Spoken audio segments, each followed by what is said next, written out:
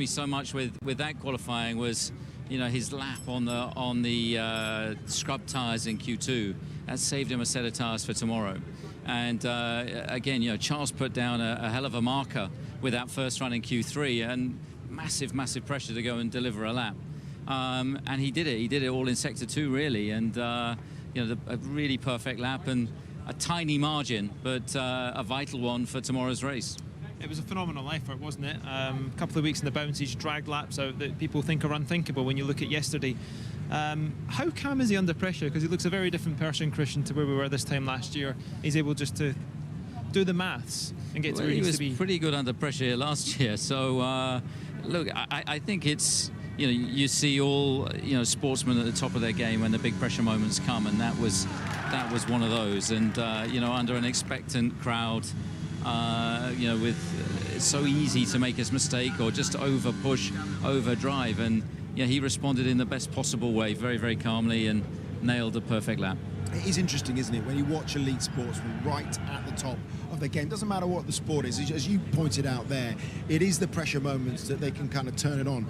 You watch, you've got all the data. Where has he improved? How do you improve? When you're as good as he is, do you notice a difference between last year and this year? I think this year, the intensity, obviously it isn't quite the same as the championship fight that we had last year. And I think that having got that championship last year, having got that #1 on the car, you can see it's released him of a certain element of pressure. And I think that he's just gaining more experience. He's continuing to mature and develop. And I think he's demonstrated not just today, but throughout the year that he's been outstanding. What made the difference last night? Was he here a bit later working, or did he have full trust in the engineers? I think it's the relationship that he's got with his engineering team.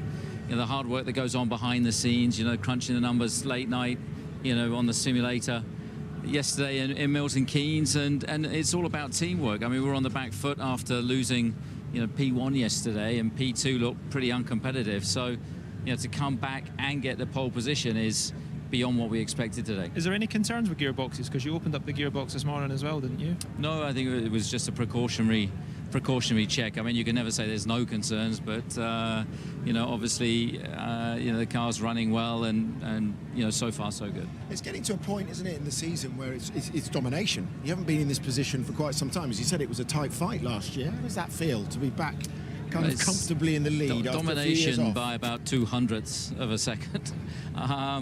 So look, I mean, in terms of the championship's looking healthy, but we're not really looking at those tables. We're taking it race by race, and it's a matter of getting the most out of every session, every qualifying, every race, and then the tables, from experience, they tend to take care of themselves. And I think that it's a shame for Checo today. He didn't get to finish that lap because he was up as well. I think he would have, probably been on the second row there. So, but still P5 for him as well in his fight against Charles and Carlos tomorrow as well. He can fight hard from there. Sounded like Mercedes were quite confident as well that Lewis was on a lap that might have taken him towards the front row. I don't know if you'd seen the data that kind of would have. Well, certainly if you look at the theoretical, because Paul just mentioned that, but I hadn't seen it. It's not there. I mean, on the theoreticals, Leclerc is a sniff quicker than Max. It looks like he made a mistake on his last lap, and Max nailed it, and that was the difference today. Does it concern you now that Mercedes are now in that mix?